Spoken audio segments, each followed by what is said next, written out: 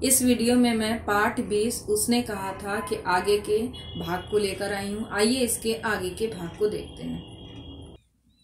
इससे पिछले के वीडियो में हमने देखा कि यहाँ पर लहना सिंह अब मृत्यु के नजदीक हैं। उसे अपनी पुरानी यादें पुरानी सारी बातें याद आने लगी। यहाँ पर आगे देखते हैं। 25 वर्ष बीत गए। अब लहना सिंह नंबर 77 राइफल्स में जमादार हो गया है। मतलब वह 25 साल बीत चुके हैं, वह 25 साल का हो गया है और अब लहना सिंह 77 राइफल में जमादार हो गया है। मतलब वह सेना में भर्ती हो गया है और वह एक सैनिक है। उस 8 वर्ष की कन्या का ध्यान ही न रहा, न मालूम वह कभी मिली थी या नहीं। 7 दिन की छुट्टी लेकर जमीन के मुकदमे की पैरवी करने वह घर गया। जब वह सेना में था तो उसे 7 दिन की छुट्टी लेकर घर में जमीन के मुकदमे के लिए उसे जाना पड़ा था, जिसकी वजह से वह 7 दिन की छुट्टी पर वह घर आया था। वहां रेजिमेंट के अफसर की चिट्ठी मिली कि फौज लाम पर जाती है। यहाँ पर जब वह घर में था तो उसे अफसर की चिट्ठी आती है कि अब युद्ध चालू होने वाला है। मतलब फौज लाम पर जाती है। मतलब जितने भी फौजे हैं वह सभी युद्ध के लिए रवाना हो रहे हैं, जा रहे हैं। फौरन चले आओ, यहाँ पर उसे बुलाया जाता है। साथ ही सूबेदार हजारा सिंह की चिट्ठी मिली कि मैं और बोधा सिंह भी लाम पर जाते हैं। लौटते हुए हमारे घर होते हुए आना, साथ चलेंगे। अब यहाँ पर सूबेदार सिंह की भी चिट्ठी आती है कि बोधा सिंह और मैं भी युद्ध पर जा रहे हैं। अगर लौटोगे तो ये मेरे घर तरफ से होते हुए आना, हम लोग साथ चलेंगे। सूबेदार का घर रास्ते में पड़ता था और सूबेदार उसे बहुत चाहता था। यहाँ पर बताता है लहना सिंह कि वह सूबेदार उसे बहुत पसंद करता था, लहना सिंह को, जिसकी वजह से सूबेदार उसके घर तरफ से होकर चला जाता है। लहना सिंह सूबेदार के यहाँ पहुंचा। जब चलने लगा तब सूबेदार अपने बेड़े में से निकल कर आया। बोला, लहना, सूबेदारनी तुमको जानती है। जब यहाँ पर लहना सिंह उसके घर पहुंचता है तो यहाँ पर जब वह चलने लगते हैं, दोनों सब फौज के लिए निकलने लगते हैं युद्ध के लिए। मतलब अब वह जाने के लिए तैयार होते हैं तो सूबेदार एक कमरे से निकल कर आता है और कहता है कि लहना, सूबेदारनी तुमको जानती है और तुम्हें बुला रही है, बुलाती है, जा मिल ला। यहाँ पर बोलते हैं कि जाकर मिलकर आओ। लहना सिंह भीतर पहुंचता है। सूबेदारनी मुझे जानती है, कब से? उसके मन में यह सोचने लगता है कि आखिर सूबेदारनी मुझे कैसे जानती है और कब से जानती है, वह सोचने लगता है। रेजिमेंट के क्वार्टरों में तो कभी सूबेदार के घर के लोग रहे नहीं। दरवाजे पर आकर मत्था टेकदा कहा। अब यहाँ पर वह सोचता है कि इससे पहले तो सूबेदार के घर वह कभी आया नहीं था और वह सोचता है, यह सब सोचते ही रहता है कि दरवाजे पर जाता है, उसे प्रणाम करता है, उसके बाद उसे नमस्कार करता है। असीम सुनी। अब वह बोलता है कि अच्छा बोलिए। लहना सिंह चुप। यह बोलकर वह चुप हो जाता है। वह अभिवादन वगैरह करता है और वह चुप हो जाता है। मुझे पहचाना? यहाँ पर सूबेदारनी बोलती है कि मुझे पहचाना, जिस पर लहना सिंह कहता है नहीं। जब लहना सिंह नहीं कहते हैं तो वह लड़की जो सूबेदारनी थी वह याद दिलाती है, तेरी कुड़माई हो गई, धत कल हो गई, देखते नहीं, रेशमी बूटों वाला सालू अमृतसर में।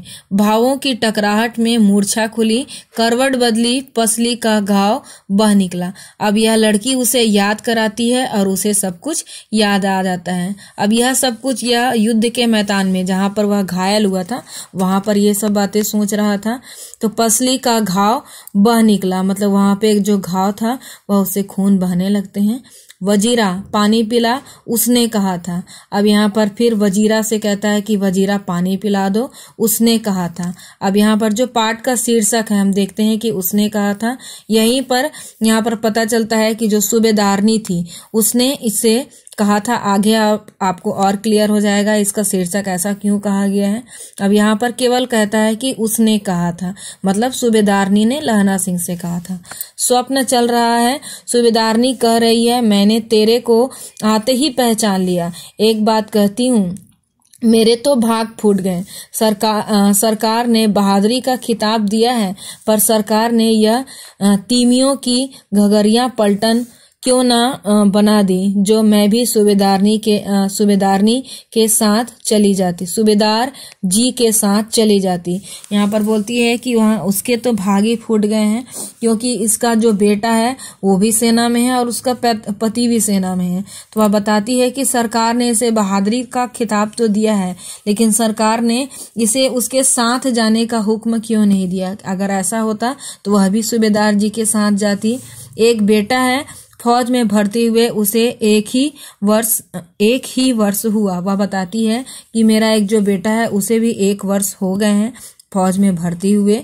उनके पीछे 4 और हुए पर एक भी ना जिया। यहाँ पर बताती है कि उनका एक बेटा है जो सेना में चला गया है, उसके अलावा इस एक बेटे के अलावा उसके और 4 बच्चे हुए थे, लेकिन उसमें से कोई भी जीवित नहीं रहे।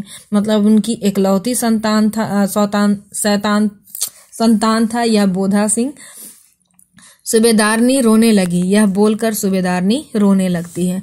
अब दोनों जाते हैं मेरे भाग। तुम्हें याद है एक दिन तांगे वाले का घोड़ा दही वाले की दुकान के पास बिगड़ गया था। तुमने उस दिन मेरे प्राण बचाए थे। अब यहाँ पर सूबेदारनी उसे याद दिलाती है कि मेरा तो एक ही संतान है, लेकिन तुम्हें याद होगा कि जब हम अमृतसर के बाजार में मिले थे तो एक दिन अचानक जो घोड़ा मेरे तरफ दौड़ पड़ा था, उस घोड़े से तुमने मेरी रक्षा की थी। तुमने उस दिन मेरे प्राण बचाए थे। आप घोड़े की लातों में चले गए थे और मुझे उठाकर दुकान के तख्ते पर खड़ा कर दिया था। वह बताती है कि तुमने किस तरह मेरे जान बचाए थे। ऐसे ही इन दोनों को बचाना, यह मेरी भिक्षा है। तुम्हारे आगे मैं आंचल पसारती हूँ। वह बोलती है कि जिस तरह तुमने मेरे प्राण बचाए थे, उस तरह अब इन दोनों के, मतलब बोधा सिंह के बारे में बोलती है और सूबेदार सिंह जी के बारे में बोलती है कि इन दोनों की रक्षा भी तुम इसी तरह करना, यह मेरी भिक्षा है। वह बोलती है मैं तुमसे भीख मांगती हूँ आंचल पसार कर। रोती रोती सूबेदारनी घर में चली गई।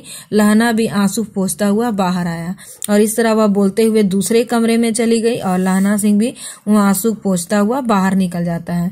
वजीरा सिंह पानी पिला, उसने कहा था।